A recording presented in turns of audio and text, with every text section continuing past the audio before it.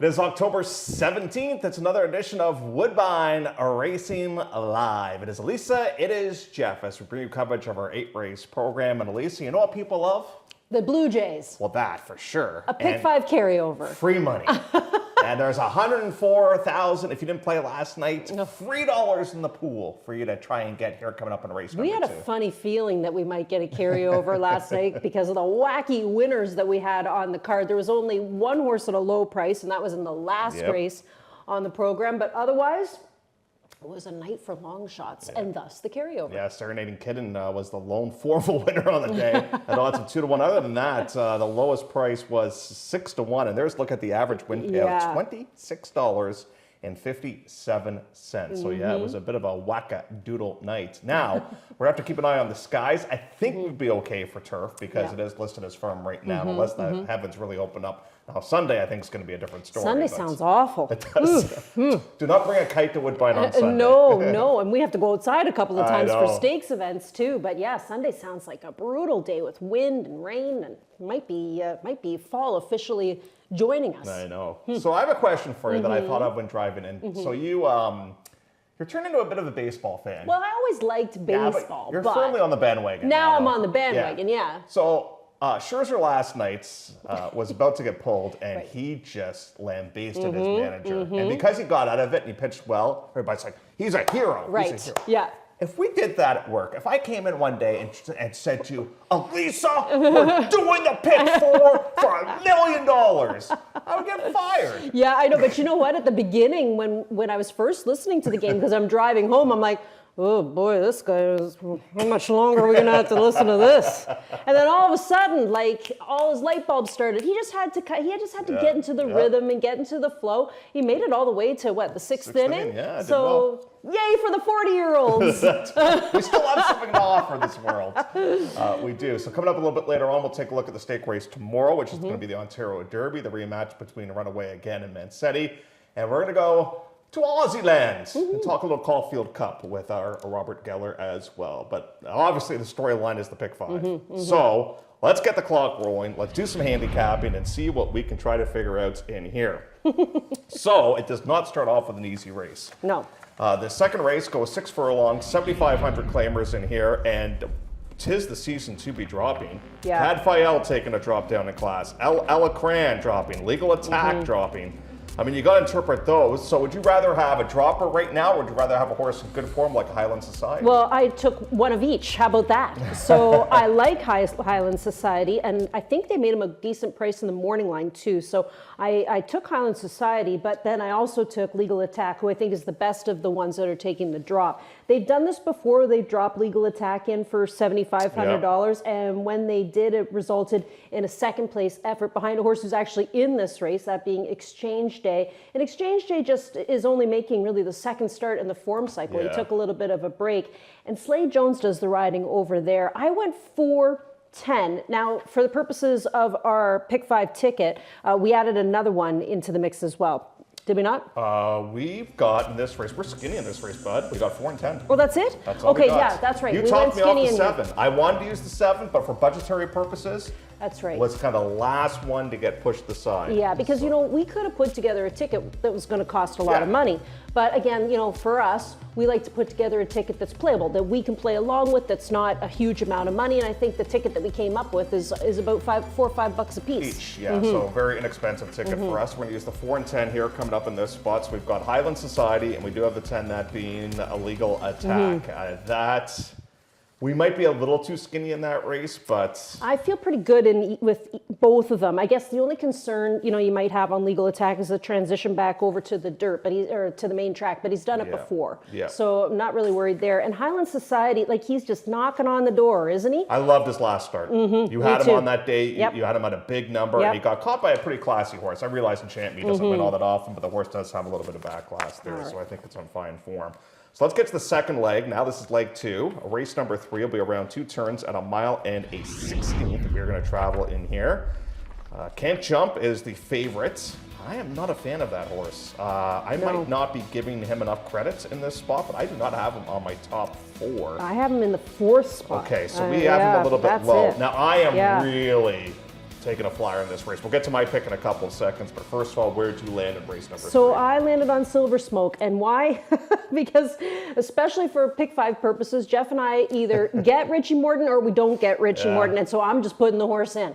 But I used the horse up on top, Silver Smoke, because he's on the drop here today for a low tag. This is the lowest price tag I think we've ever seen this horse in for, and I get that he hasn't won on the synthetic surface. I get that he hasn't won at the distance, but I still think the drop is going to help to wake the horse up. Plus, we get that rider change. It's Campos who takes over, and I do think that he can get some kick out of some horses. So I'll use the 11 over the 5, that being Chancel. Yeah. Chancel's getting closer and closer and closer, has been in wide open 75s, and now comes in the 75 non-winners of 3 or non-winners of a race in a year, so it's an easier spot for this on horse. the day. If you look back, his last win was October the 17th of last year. It's almost like it was written for him. Yeah, it was. So I'm going to use Lobby Bar. Now, I realize this horse lost by 60 lengths last time out, but Renee would not run this horse unless she thought he was good to go. And he's the same boat. Like, he has not won in a year, so he gets a squeeze into this condition. Now, his last race was not great. I realize that. But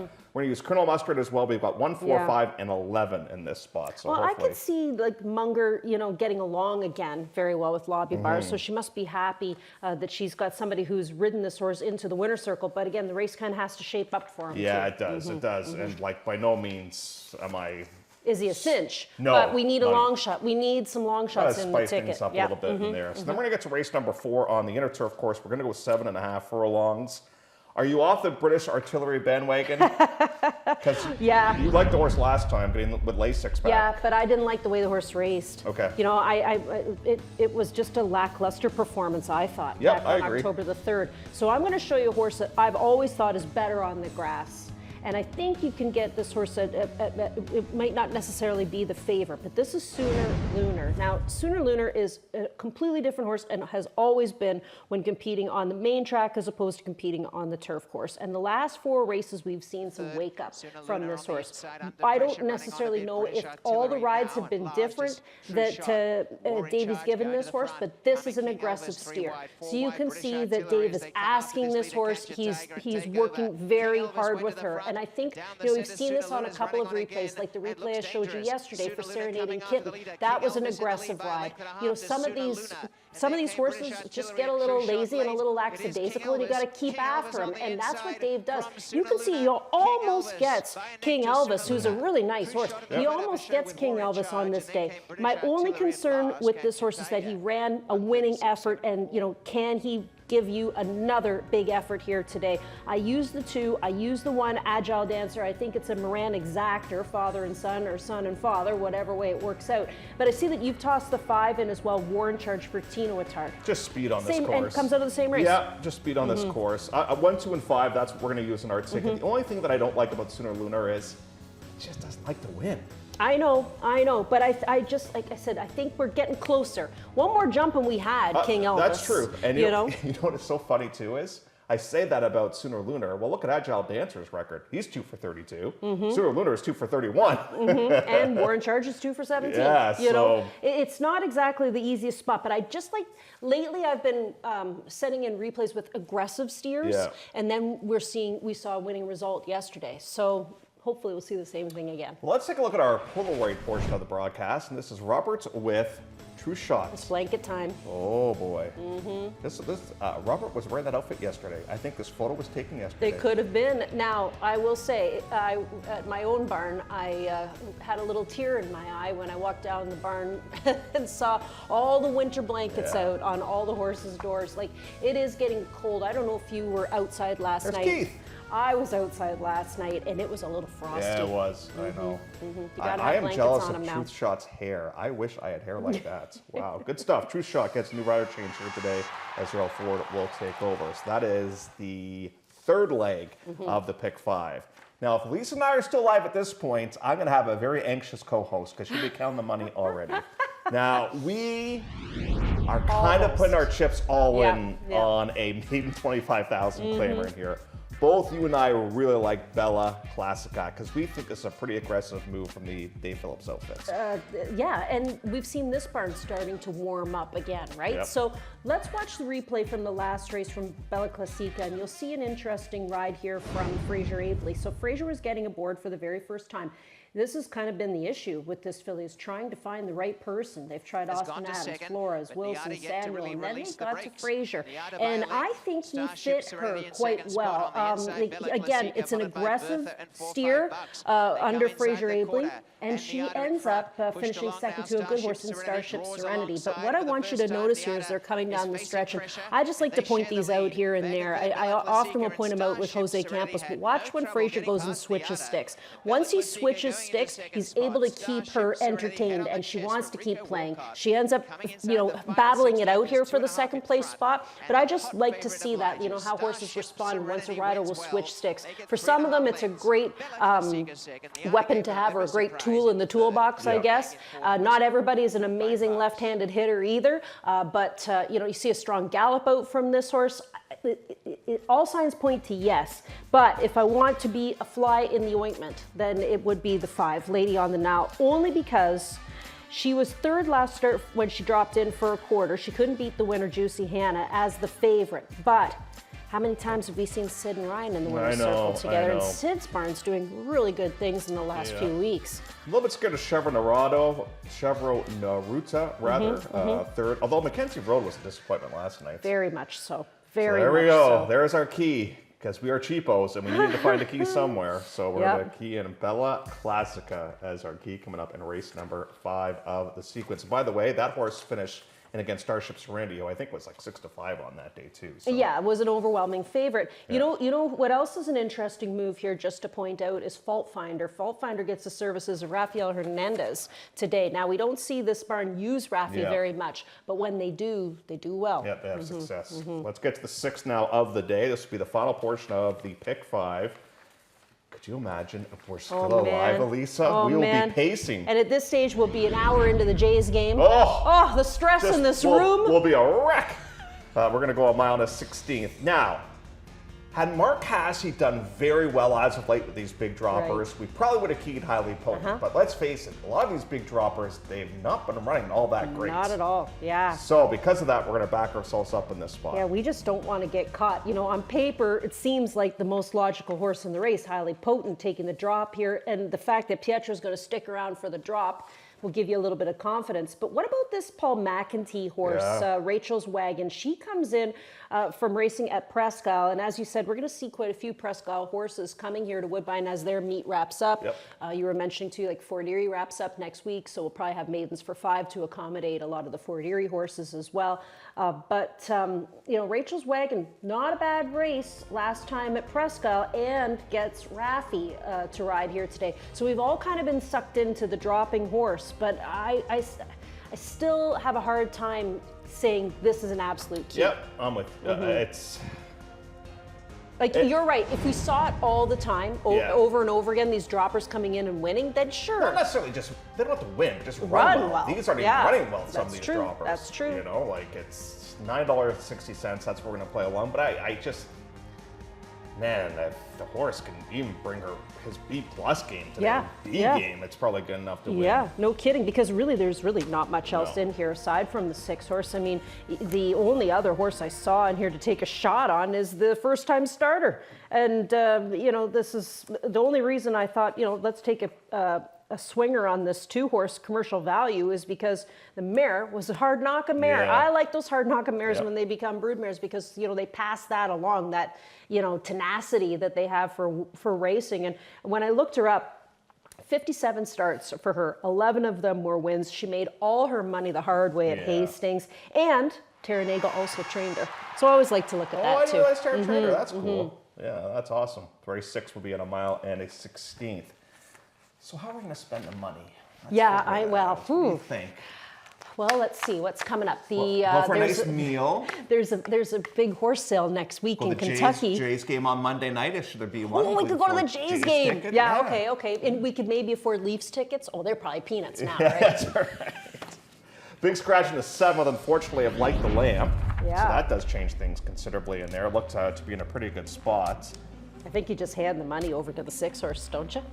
Well, that was an interesting thing last time out because Silent Reserve on paper looked to be the lone speed, and who goes with Silent Reserve? That was Artemis City Limits, the stablemate. Marty must have he doesn't have any hair left, but he must have been doing something because those 2 horses were flying on the front end, and it set things up, obviously, for Light the Lamp. Now, listen, Artemis City Limits, it's got some backlash. You know, I'm going towards the hot horse, ready to collect.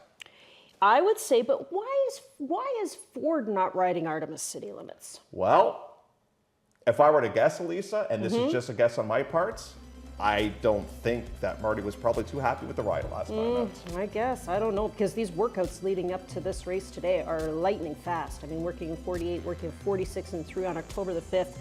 However, Ted Holder can bring you through with a price horse, give you a price horse. And yesterday he gave you Peace Posse, who returned $27.90 with Cavain Nichols doing the riding. And he is a horse that's certainly doing very well right now. But just this Artemis City Limits, just with these workouts, I mean, it kind of says we're ready to go. Let me ask you a question. Flores usually rides the 3. For Drexler. And now he shows up Artemis City. I don't think Silent Reserve is the same guy anymore. I don't think he is either. I just don't think so. I don't think he is I mean, either. he used to be such a... You were right, you know, you were saying something about, like, he just can't break the same way he used to break. And then he has to rush up. And then he kind of, you know, uses up all that energy and doesn't have enough left in the tank for the final 16th. You know, he was a great horse, great horse. And he will still be a nice horse, you know, for claiming prices. But I just think you got to look at some of these now horses.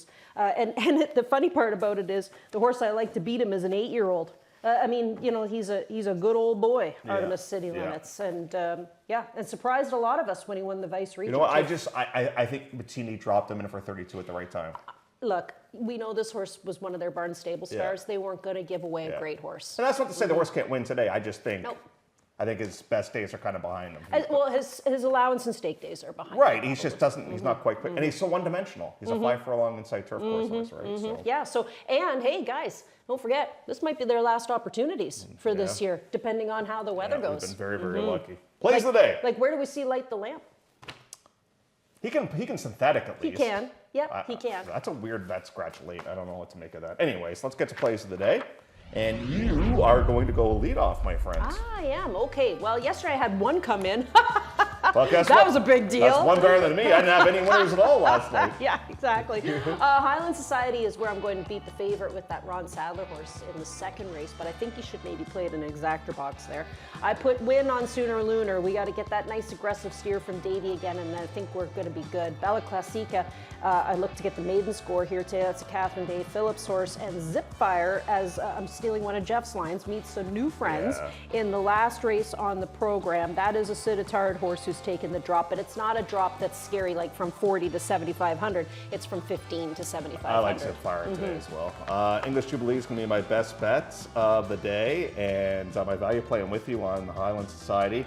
I just think, you got to take, I realize it's tough, but I think Bella Classica, it's kind of the only key now that Light the Lamp is out. Right. It's kind of the only key. Right. And you and I like to find keys along the way. And if you can afford it, obviously use more. English Jubilee, I'm with Doug. I just think this horse is so good right now. Executive Search, that's going to be where the Woodbine TV prod's going, and Ronnie Gierkin going towards Zipfire as well at odds of 5-2. We're going to take a break. We're going to do something that we have never done on this show before after we look at the Clocker Report. We are going to catch up with Robert Geller to talk about the Caulfield Cup. Yes, we're going to talk about racing in Australia. Yes, we're going to go down under, mates. Dreams and Schemes is the Clocker horse for today for conditioner Catherine Day Phillips. That one coming up in race number 1. I would love to own this horse, but it's a frustrating horse to bet on because Dreams and Schemes doesn't win very often. But how much money has that horse made now? About $140,000. Not bad. You know, but I mean, the last win was back in September of last year. Yeah. So it's been a while between dreams. It has been a little while. So let's look at our clock report, courtesy of our good friend, the only Ernie Perry. We have some more horses on the clock reports tomorrow. We have a lot of interesting first-time starters tomorrow and Sunday. Lots of babies, and of course baby stakes races as well over on the Sunday program. I think we have a pretty good card of racing on Saturday and Sunday, and they gave us 22 races for the weekend as well. So let's take that break that I spoke of. When we come back, we'll go back to last year's Caulfield Cup. We'll talk about this year's Caulfield Cup, and we'll talk about the Ontario Derby as well. Love horse racing? HPIBet.com is Canada's leader in online horse betting. Access thousands of live races from hundreds of tracks worldwide instantly. Enjoy the most advanced betting tools like AI Smart Picks and exclusive cashback rewards you won't get anywhere else. Join today and get up to $100 in free bets. Get the ultimate horse betting experience with HPIBet.com.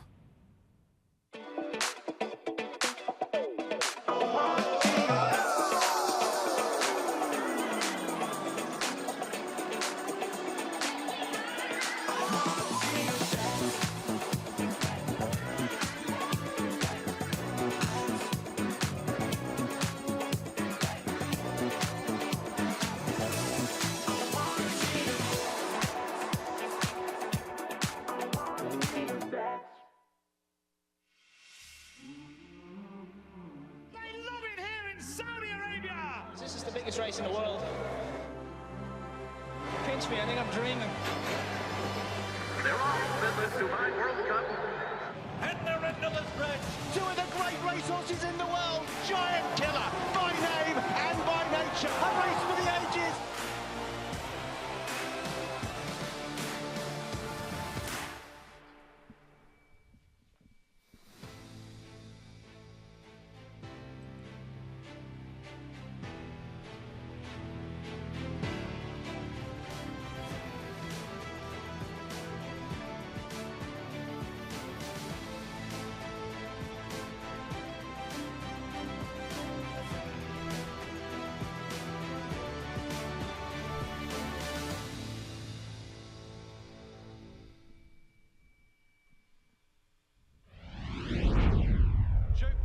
Comes around the corner, 300 metres to go. 2 legs, 3 legs in front of Land Legend, who couldn't sprint with it. Deny Knowledge, wax on Zardozi, and here's Buckaroo. Duke de Sessa, 200 metres to go. 4 legs in front.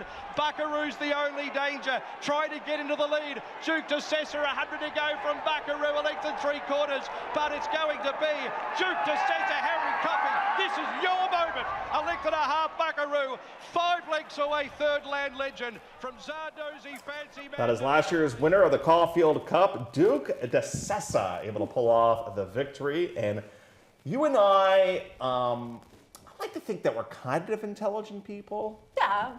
But we know absolutely nothing on this subject. We used to. You know, when we used to cover on HPI, Yes. we used to watch a lot of We racing watched a from lot. Australia, a lot. My and I favorite know it's Aussie a track big was day. Bath. Remember? They had a track in Bath. I wonder if Robert's ever been to Bath. I'm sure he has. Have you ever been to Bath, that race course, Robert? No.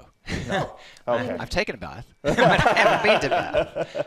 Well, this segment's all yours, my friend, because we know very little about this race. Now, is this considered a stepping stone for the Melbourne Cup, or how does it work? Yes. Okay. I think it's interesting because until just a few days ago, we thought Moira was actually going to be running in this year's Caulfield Cup, and the retirement announcement that you made yesterday was very fresh. It was a surprise to all of us just a couple of days ago, and I think that was the right decision. I mean, Moira had run a couple of times, and with respect, it was a tough transition, but had run a second-placed finish at Caulfield. Nonetheless, this is the big race that is officially the lead-up to the Melbourne Cup, and I know viewers who follow Australian racing here will find that there's a big difference between the two races. What's intriguing about that replay we just saw, won by Duke de Sessa, is that the winner of the Melbourne Cup was in that race and finished way, way, way back. And so it's a totally different situation running a mile and a half to the 2-mile race at Flemington on the first Tuesday in November. So why I think it's intriguing is because this Cup's carnival, as we talk about carnivals in many parts of the world, is really international now. It has really changed. The complexion of racing has changed with a lot of UK imports. And I also think horses are coming in sometimes with never having raced anywhere in Australasia, so they're coming in from a completely different type of experience of racing. And they often do well, but not all. And so it's an intriguing betting race. It's a field of 18, and I think what's intriguing to us who follow racing here is that big races in Australia are handicaps. That's where weight becomes a big factor. I wanted to point out that I think Meydan is a very interesting runner, because those who saw the Arc de Triomphe would have seen a horse called Giovanito, who ran 4th. Meydan ran 3rd to that runner in the most recent start, has never raced in Australia. And the father and son combination, I actually got to know Simon Crisford a little bit with his horses from way back in Hong Kong when he managed Godolphin, and his son, Eric, is the son. So there's weight relief. I think that horse is a horse to watch. The favourite for the race is number 15, Half Yours. Traditionally, horses who've run well at the distance, as he has, will do well. But and a great record, 13 starts, 6 wins in the money 3 times. But other than that, but I have to say, traditionally, horses from up in Brisbane area don't usually win Caulfield Cups. Number 2, Presage Nocturne, probably being set for the Melbourne Cup, the French import, beautifully bred. And I think this horse comes with Group 1 and Group 2 placings in places like Chantilly in France, and I think is being set for the Melbourne Cup. But, you know, it's a very intriguing race for those who are looking to have a very good wager on an international race that is exciting to watch. A bit like the King's Plate. For the crowd who's there on track, it starts in front of the stand and it goes right in front of you for the first run down to the wire the first time or past the finish post. So it reminds me a lot of the feel of a King's Plate. Of course, that's for 3-year-olds. This is for any age. And of course, you can watch and wager on HBIBet.com as well. So you can just put some money in the account and watch it there. It's going to be a fantastic race. So we'll parlay our pick 5 winnings, Lisa, onto Meydan. Okay, but you got to watch the race at 2:15 because I'm going to be out cold. No problem. No problem. I hope you're awake for the Ontario Derby, because that's going to take place tomorrow. And this, Robert, could potentially have sovereign award implications. Say hypothetically Mancetti wins, probably going to be champion 3-year-old, might already be champion 3-year-old. If Runaway Again wins, might be champion 3-year-olds. But you know our friend Mr. Geller, he says, forget this chalk stuff. Give us your price play, Robert, in the Ontario Derby. Well, I mean, each race is very different. I do have a very strange feeling that Mark Cassie's horse Special Session will run a very big race, because what I notice is that every single disappointing run has been on turf. If you throw out every single turf race, including that last one where the horse never even got into stride, I don't know what really was going on that day, just didn't seem to get a grip of the track. Every single performance has been pretty impressive, and since that run has had very solid works. It could be that Special Sessions trained off. I don't think so. I think that horse just wasn't suited on the turf. And I do think, because we've seen such differences in the way the races are run from the King's Plate to the Prince of Wales, this is also an intriguing race that will be run differently again. If Mancetti gets a soft lead, is very dangerous. It could be a completely different style of race. But Runaway Again is an improving horse. I love the way this horse has progressed. I think those two make so much sense. But if you're looking outside the box, I know Wagstaff ran a great race last time, but I do think this horse Special Session deserves some interest. A 12-1 morning line, I'd be happy to see 8-1. Okay. I like it. Looking for a bit of a price. Just curious, who'd you go with there? The logical 2, Mancetti and Runaway Again. But who right? do you have on top? I put Runaway Again on top. Yeah, I think this is the new guy on the block, right? And I like that they gave him that break in between. The horse that I thought could be a spoiler at a price is Borealis Trail. I mean, he almost did it in the breeders, but he's got to show us what he thinks about the main track. And he's been on it a couple of times, but arguably his better races are on the turf. Robert, you have done something that has never been done on this show before, a preview of the Caulfield Cup, and we greatly appreciate it, my friends. My pleasure. Thank you. HBIBet.com, watch and wager on the Caulfield Cup, a stepping stone towards the big race, the Melbourne Cup. That is something you and I have to do. I know, it's yeah. the race it's got to go on the stops bucket list. Nation, Elisa. I know. You know, I was just thinking, too, about Robert and this cool weather right now, and just how his tennis elbow is going to kick in anytime soon. Yeah. Especially on Sunday. I can hear it now. 23 minutes away from the opener. Don't forget the pick 5 starts in race 2, carryover of over $100,000.